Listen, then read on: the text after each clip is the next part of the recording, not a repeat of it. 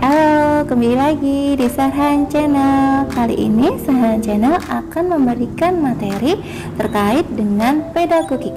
Nah, lebih khususnya yaitu mengenai penilaian.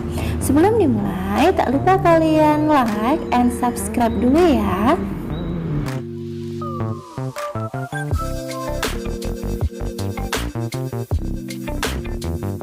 Oke, sekarang kita mulai tentang prinsip penilaian. Sebelumnya kalian harus tahu dulu apa saja prinsip penilaian. Di sini prinsip penilaian ada valid, objektif, adil, terbuka, bermakna, mendidik, menyeluruh, berkesinambungan, dan yang terakhir yaitu akuntabel. Kita awali dari prinsip penilaian yaitu valid.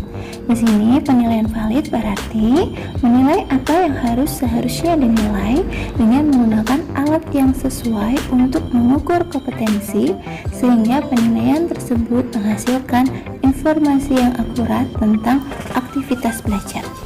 Nah, agar lebih mudah, di sini sudah saya beri kata kunci. Yang pertama, menggunakan alat ukur yang sesuai kompetensi. Dan yang kedua, menghasilkan informasi yang akurat tentang aktivitas belajar. Lalu contohnya apa yang sesuai dengan prinsip penilaian valid? Misal, dalam pembelajaran PJOK, guru menilai kompetensi permainan badminton siswa. Jadi, penilaian dianggap valid jika guru menggunakan teks praktek langsung. Jika menggunakan tes tertulis, maka tes tersebut tidak valid. Selanjutnya, prinsip penilaian yang kedua yaitu objektif. Penilaian yang bersifat objektif tidak memandang dan membeda-bedakan latar belakang peserta didik, namun melihat kompetensi yang dihasilkan oleh peserta didik tersebut, bukan atas dasar siapa dirinya. Penilaian harus dilaksanakan secara objektif dan tidak dipengaruhi oleh subjektivitas penilai.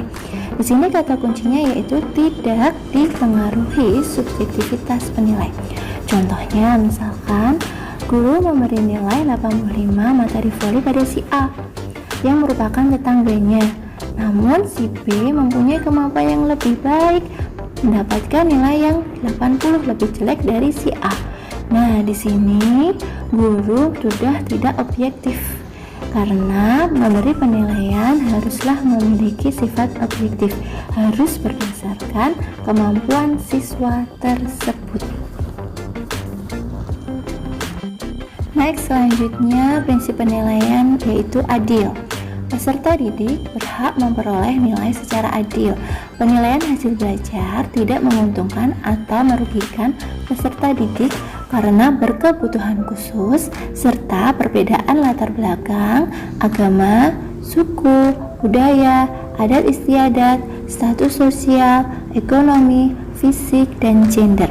Kata kuncinya yaitu tidak melihat perbedaan latar belakang dari segi manapun, seperti yang sudah dijelaskan di atas. Nah, contohnya apa? Misalkan guru olahraga hendaknya tidak memandang fisik dan rupa dari murid perempuan yang cantik, kemudian memberi perlakuan khusus. Semua murid itu berhak diperlakukan sama saat kegiatan belajar mengajar maupun dalam pemberian nilai. Nilai yang diberikan sesuai dengan kenyataan hasil belajar siswa tersebut. Jadi, tidak melihat gender, wajah, dan sebagainya untuk memberikan penilaian. Selanjutnya, prinsip penilaian yang keempat yaitu terbuka. Penilaian harus bersifat transparan dan pihak yang terkait harus tahu bagaimana pelaksanaan penilaian tersebut, dari aspek apa saja nilai tersebut didapat, dasar pengambilan keputusan, dan bagaimana pengolahan nilai tersebut sampai hasil akhirnya tertera dan dapat diterima. Kata kuncinya di sini yaitu transparan kepada semua pihak. Contohnya, pada tahun ajaran baru, guru memberi kesepakatan kepada semua siswa ataupun orang tua bobot-bobot setiap dari penilaian yang akan diberikan. Sehingga di sini terjadi keterbukaan penilaian antara murid dan guru. Prinsip yang kelima yaitu bermakna. Penilaian hasil belajar oleh pendidik memiliki arti, makna, dan manfaat yang dapat ditindaklanjuti oleh pihak lain, terutama pendidik, peserta didik, orang tua, dan masyarakat. Kata kuncinya yaitu bermanfaat dan dapat ditindaklanjuti. Lalu apa contohnya? Misalnya bagi guru, hasil penilaian dapat bermakna untuk melihat seberapa besar keberhasilan metode pembelajaran yang digunakan sebagai evaluasi untuk perbaikan ke depan, serta memberikan pengukuran prestasi belajar kepada siswa. Prinsip penilaian yang keenam yaitu mendidik. Penilaian hasil belajar harus dapat mendorong dan membina peserta didik maupun pendidik untuk menjadi lebih baik dari sebelumnya dengan cara memperbaiki kualitas belajar mengajar. Kata kuncinya yaitu menjadikan lebih baik dari sebelumnya. Di sini misalkan Budi mendapat nilai yang kurang di akademiknya, namun mendapat nilai yang sangat baik di non-akademiknya. Kemudian Budi terpacu untuk mengevaluasi kesalahannya dan memperbaiki kualitas belajarnya untuk memperoleh nilai yang baik, juga memperoleh prestasi yang baik. Next, prinsip penilaian selanjutnya yaitu menyeluruh.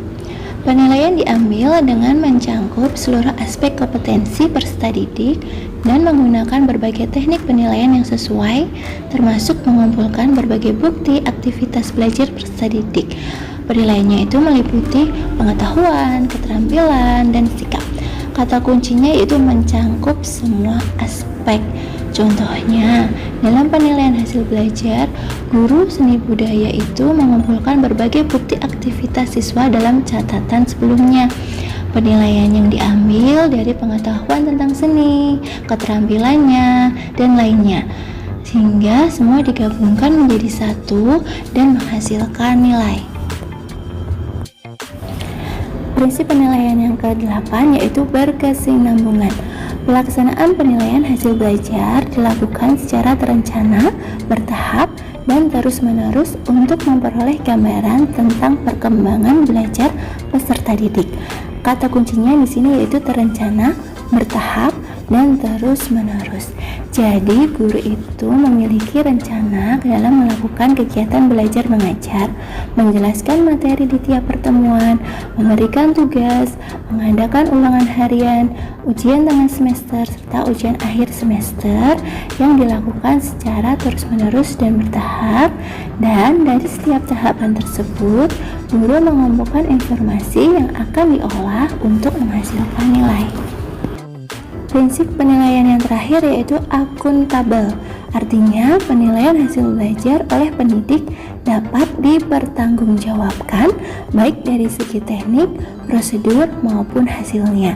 Kata kuncinya yaitu dapat dipertanggungjawabkan.